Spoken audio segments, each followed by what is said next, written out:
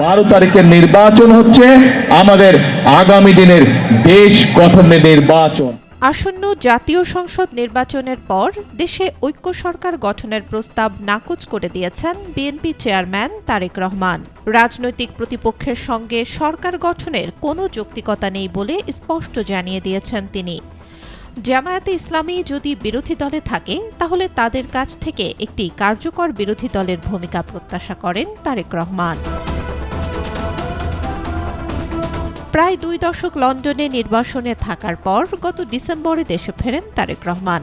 তরুণদের নেতৃত্বে হওয়া অভ্যুত্থানে দীর্ঘদিনের প্রধানমন্ত্রী শেখ হাসিনা ক্ষমতাচ্যুত হওয়ার পর তার দেশে ফেরা রাজনৈতিকভাবে গুরুত্বপূর্ণ একটি ঘটনা।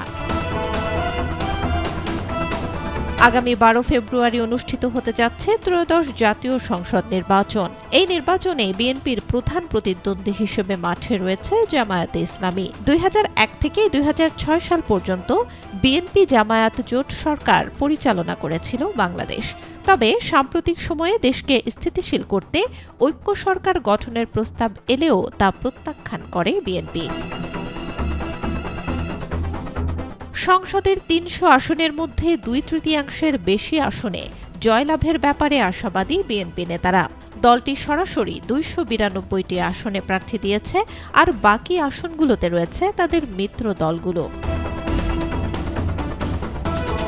আসন্ন নির্বাচনে বিভিন্ন জনমত জরিপে বিএনপির জয়ের সম্ভাবনা থাকলেও জামায়াত নেতৃত্বাধীন জোটের কাছ থেকে কঠিন প্রতিদ্বন্দ্বিতার আভাস মিলছে।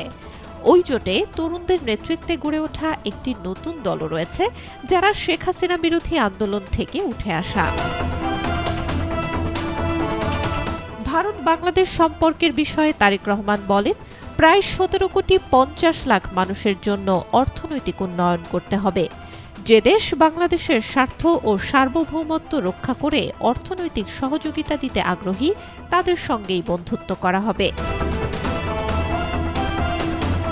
এছাড়া রোহিঙ্গা শরণার্থীদের বিষয়ে তিনি বলেন, নিরাপদ প্রত্যাবাসনের পরিবেশ তৈরি না হওয়া পর্যন্ত বাংলাদেশেই থাকতে পারবে তারা। বিএনপি চায় রোহিঙ্গারা নিজ দেশে ফিরে যাক, কিন্তু পরিস্থিতি নিরাপদ না হলে তাদের এখানেই স্বাগত। Desk report, B news 24।